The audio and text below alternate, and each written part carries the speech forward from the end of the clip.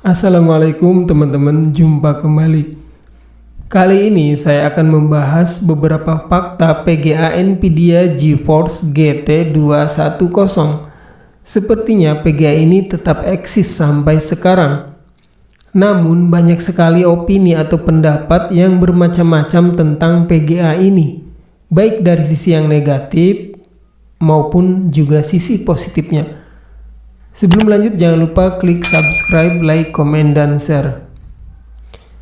Dan berikut ini adalah beberapa fakta PGA GT 210. PGA daya rendah. Nvidia GeForce GT 210 adalah kartu grafis entry level yang dirilis pada tahun 2009. Kartu ini dirancang untuk memberikan performa grafis dasar dan lebih fokus pada kebutuhan komputer yang tidak memerlukan daya pemrosesan grafis yang tinggi.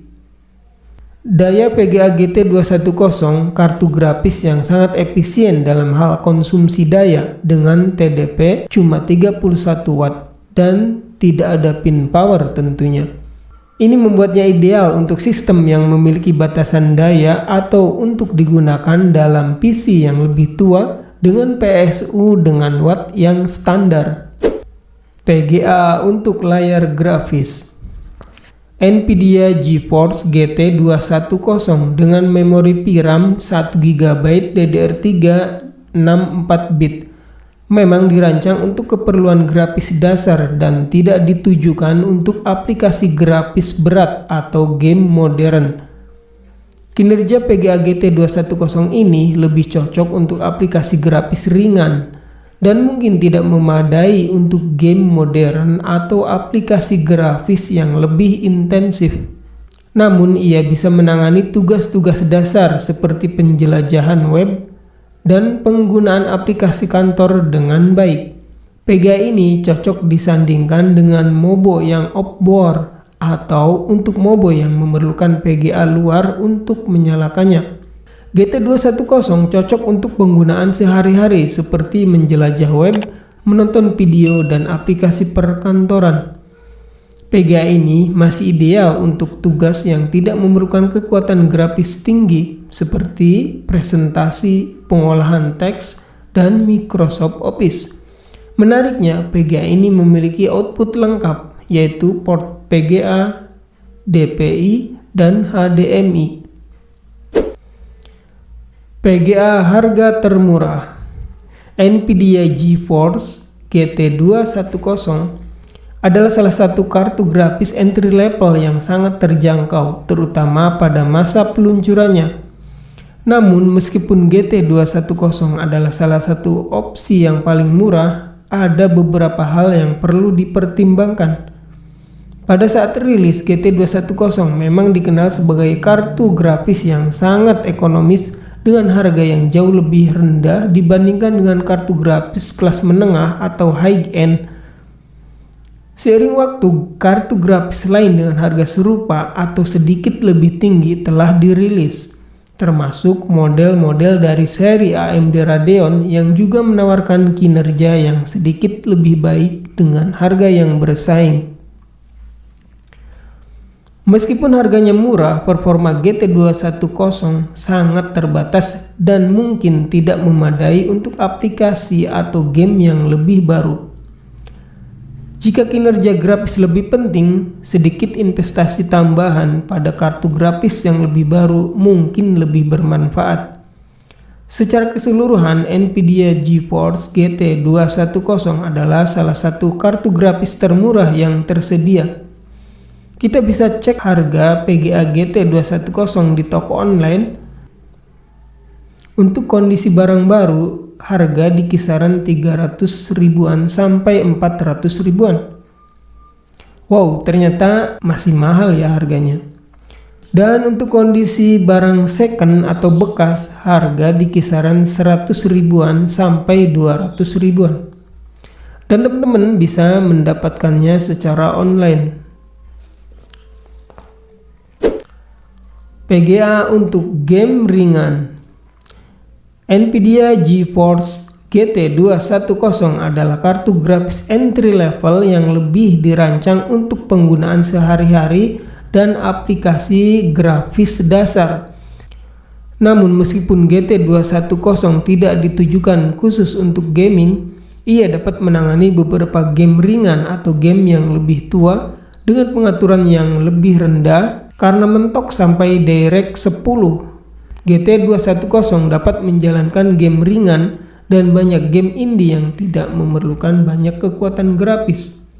Beberapa game yang lebih tua atau yang dirancang untuk perangkat keras dengan spesifikasi rendah dapat dijalankan dengan pengaturan rendah. Untuk game 3 dimensi yang lebih berat, Anda mungkin harus menurunkan pengaturan grafis ke tingkat rendah dan menggunakan resolusi yang lebih rendah supaya game bisa berjalan meski dengan patah-patah dan ngelag. PGA untuk editing ringan. Untuk keperluan editing ringan seperti pengeditan foto atau video sederhana, GT210 dapat digunakan, tetapi ada beberapa keterbatasan yang perlu dipertimbangkan. Untuk pengeditan foto, pastikan software ringan yang diinstal.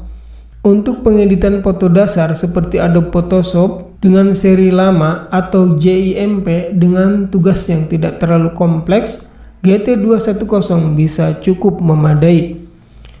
Anda mungkin dapat melakukan editing ringan tanpa masalah signifikan. Aktivitas seperti pemotongan, penyesuaian warna, dan pengaturan sederhana dapat ditangani dengan cukup baik oleh GT210. Untuk pengeditan video yang tidak memerlukan efek berat, rendering yang intensif, atau resolusi yang tinggi, GT210 masih dapat digunakan. Misalnya, pengeditan video XD ringan masih bisa dilakukan. Contohnya dengan Filmora 10, namun saat merender memerlukan waktu yang cukup lama. Untuk rendering dan efek yang lebih kompleks seperti pengeditan video dengan efek berat, transisi, atau resolusi 4K, GT210 mungkin akan terasa terbatas, rendering akan lebih lambat, dan Anda mungkin mengalami kesulitan dengan proses yang lebih lama. GT210 umumnya dilengkapi dengan 512 MB atau 1 GB VRAM yang cukup terbatas untuk aplikasi pengeditan yang lebih modern atau proyek yang lebih besar. Kartu ini tidak mendukung banyak fitur terbaru dari DirectX atau OpenGL yang mungkin diperlukan untuk software pengeditan yang lebih baru. PGA untuk seri Mobo lawas.